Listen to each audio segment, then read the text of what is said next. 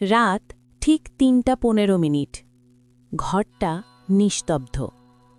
শুধু এক ফ্লেকারের আলো জানালার ফাঁক দিয়ে ভেতরে ঢুকছে। শীতের হাওয়া ভেতরে প্রবেশ করে, কিন্তু এসি বা পাখা কিছু চালু নেই। তবুও ঘরটা অদ্ভুত ঠান্ডা। মুহূর্তে মনে হয় এই ঘর শ্বাস নিচ্ছে, তোমার দিকে তাকিয়ে আছে।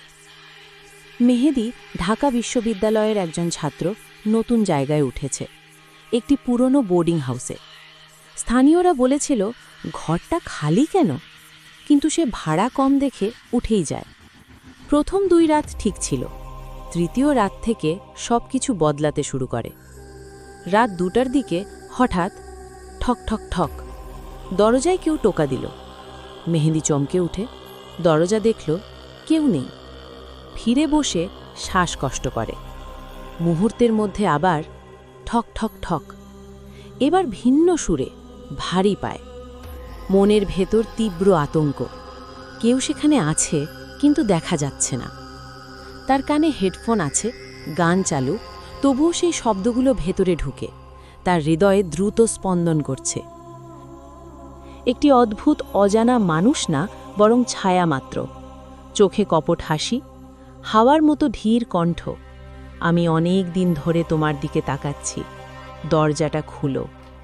রাশেদের পা ফ্রোজেন। দূরে দেয়াল, কোণ, ছাদ, সব জায়গা যেন চোখ রাখছে। ফিস ফিস কণ্ঠ, ছায়া। কোনো আকৃতি নেই, কিন্তু মনকে শিহরণ দেওয়ার জন্য যথেষ্ট।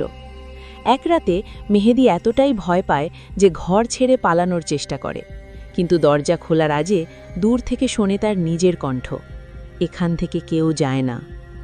পরের সকালে বন্ধুরা এসে উদ্ধার করে। ঘরটি খুলে দেখা যায় দরজা ভেতর থেকে লক। মেহেদী কেবল আয়নার সামনে দাঁড়িয়ে আছে, চোখ ফাঁকা, মুখে অদ্ভুত হাসি। ডাক্তার বলেছে এক্সট্রিম সাইকোলজিক্যাল শক। তারপর 3 দিনের মধ্যে সে মারা যায়। এখনও সেই পুরনো বোর্ডিং হাউসের 23 নম্বর ঘর, রাত 2টোর পর কেউ সেখানে যেতে সাহস করে না। কারণ কেউ যদি রাত 2টোর পরে উঠে দাঁড়ায়, শুধু তখনই কানে আসে ফিসফিস, দরজা খুললে তুমি আর ফিরে যাবে না, আমি এখানে আছি।